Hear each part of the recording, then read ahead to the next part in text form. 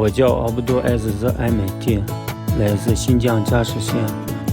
我觉得现在的人民生活水平在提高，生活节奏都很快，孩子多没有人照顾。我想开办一家幼儿托管所。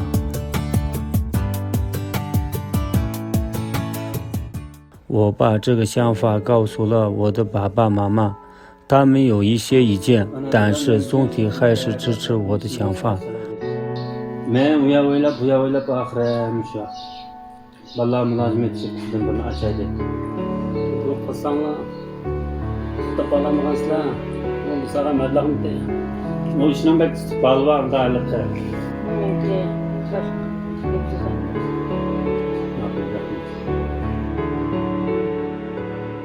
我去了一家打印店，做了一份调查问卷，在路边进行分发。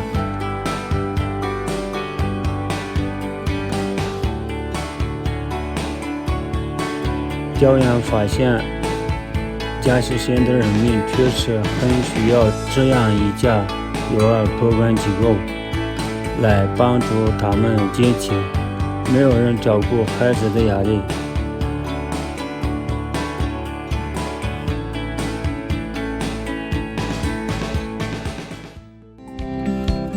我开始奔走于银行之间办理贷款，最后来到了佳石县农村信用社，是他们帮助了我办理贷款手续。于是我开始寻找合适地段的商铺，最后选定在一家幼儿园的旁边。